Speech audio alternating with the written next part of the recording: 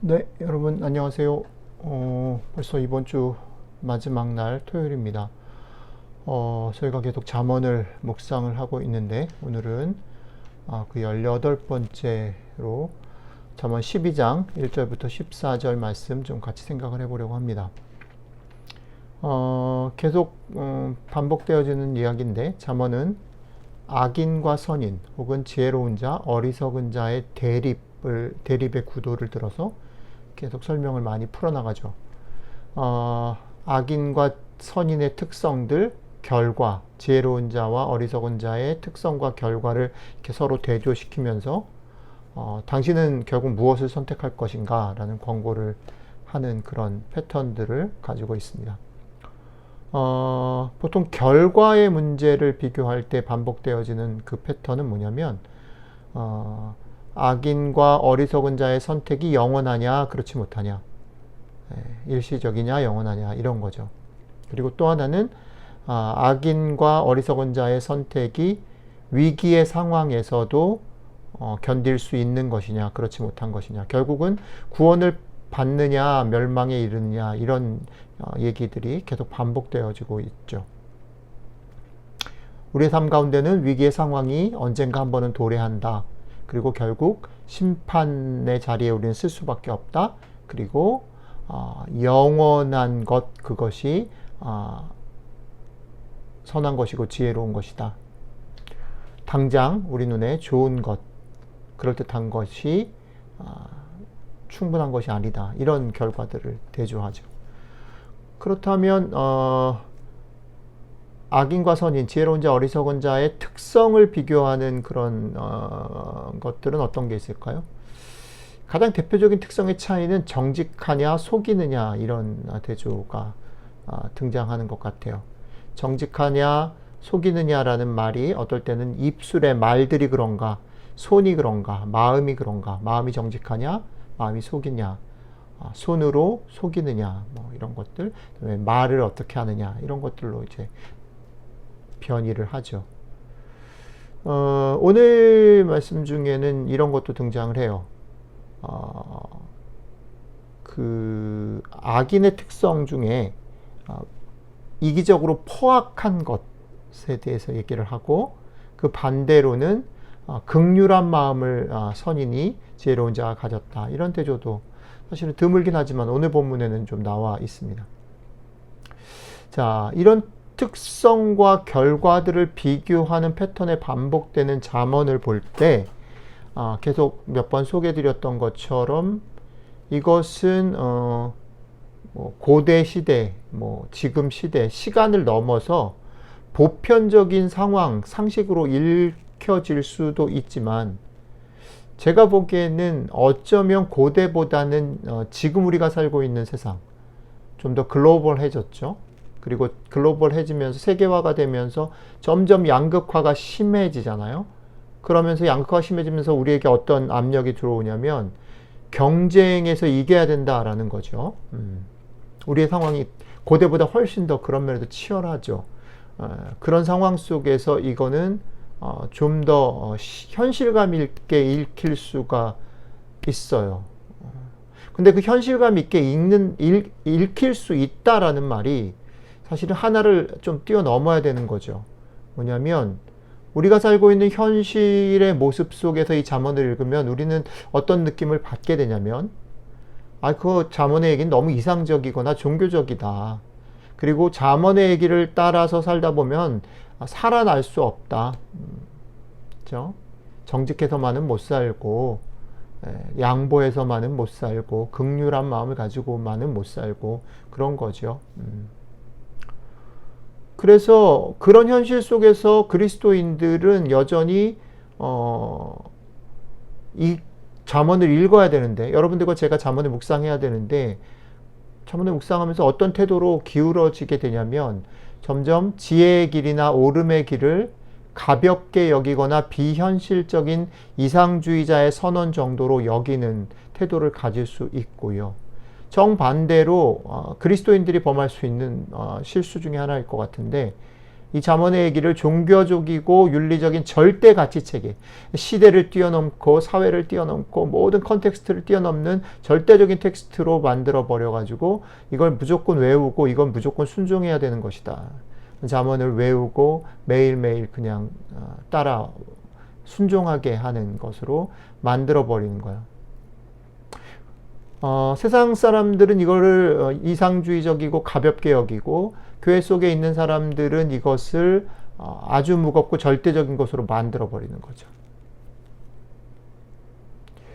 그래서 범하는 실수가 뭐냐면, 그 결과가 뭐냐면, 그래서 우리는 점점 잠언을 읽어야 되는데 잠언이 절대적인 것이기 때문에 역설적으로 우리한테 어떻게 해요? 딱딱하고 고리타분한 것이 돼버리는 거죠. 흥미를 잃어버리는 거야.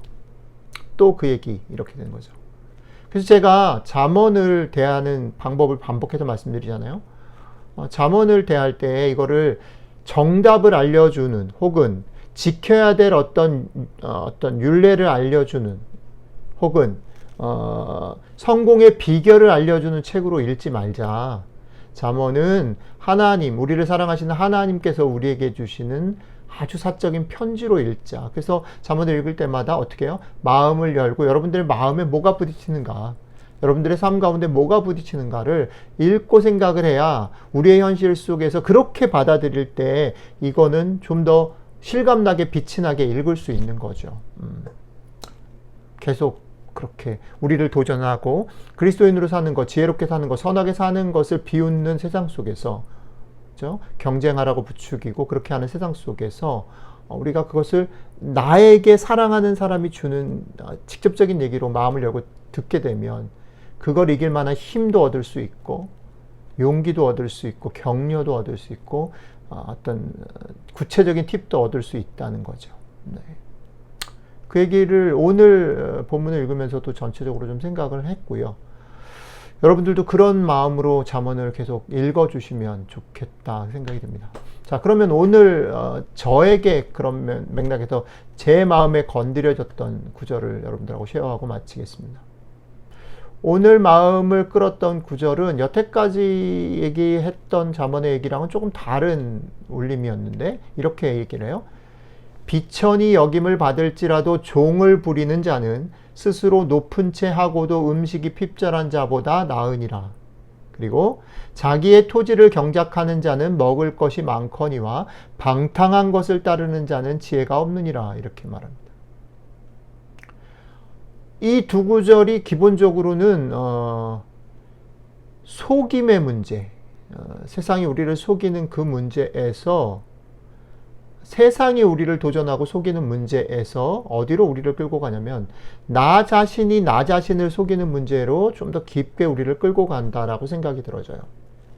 첫 번째 문장은 위선에 따르는 현실 감각의 결여에 의한 착각에 대한 도전을 얘기를 하고요. 두 번째 구절은 게으름과 무절제에 대해서 경고해요.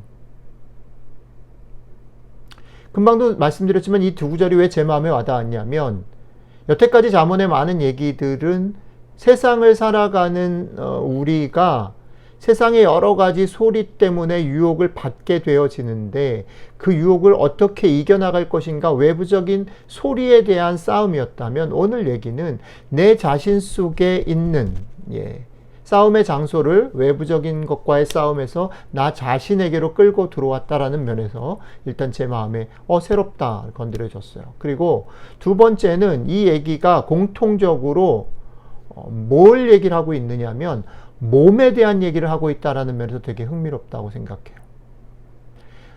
잠언이 계속해서 얘기하는 지혜의 얘기가 우리가 얼핏 생각할 때는 지혜라는 거는 머리로, 생각으로, 혹은 우리가 종교적인 신념이나 신앙의 가치의 문제라고 생각할 수 있는데, 오늘 이 구절은 지혜는 몸의 문제다라고 못을 박아요. 몸의 문제예요.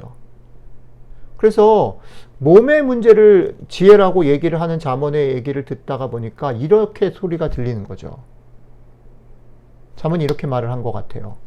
당신이 어떤 깨달음을 얻었던지, 성경을 읽거나 이런 설교 말씀을 듣거나 묵상을 나눌 때 기도 중에도 어떤 깨달음을 얻었든지, 혹은 당신이 지금 어떤 사회적인 지위에 있든지, 뭐 부모로서, 혹은 뭐 선생으로서, 혹은 목사로서, 혹은 뭐 직장의 어떤 상사로서, 뭐 남편으로서 어떤 사회적 지위에 있었던지, 혹은 여러분들이 있는 자리에서 뭐 아이들에게, 제자들에게, 부하 직원들에게, 혹은 교인들에게 고상한 말을 하는 것보다, 깨달음이나 사회적인 지위를 갖는 것이나 그 속에서 고상한 말들을 하는 것보다 당장 네 몸을 사용해서 너와 네가 부양해야 될 이들의 생존을 책임지는 일이 훨씬 더 중요하다. 만약에 네가 그 일을 몸으로 감당하지 못한다면 네가 하는 말들은 공허하다. 이렇게 얘기한 거야. 네가 하는 말들이 지혜로운 게 아니라 네가 행동으로 그걸 감당하는 것이 지혜다라고 얘기하는 거죠. 그리고 뒤이어서 그렇게 하려면 절대 게으르거나 무절제해서는 지혜를 얻을 수 없다. 이렇게 말하는 거예요. 네가 생각하는 모든 좋은 가치들과 옳은 것들은 너의 머릿속에서 계속 반복되어지고 되뇌어져야 되고 깨달아져야 되는 게 아니라 너의 손과 발을 통해서 너의 몸과 삶 전체 가운데서 살아내져야 되고 살아내지게 될 때 완성이 된다. 이 말입니다. 되게 도전적이었어요. 저한테는. 특히 말로 먹고 살아야 되는 목사인 저한테 이 말 되게 도전적입니다. 나는 오늘 내가 깨닫고 옳다고 생각하는 것을 얼마나 살아내고 있는가. 여러분들에게도 이 울림이 한번 느껴지고 씹어졌으면 좋겠습니다. 기도할게요.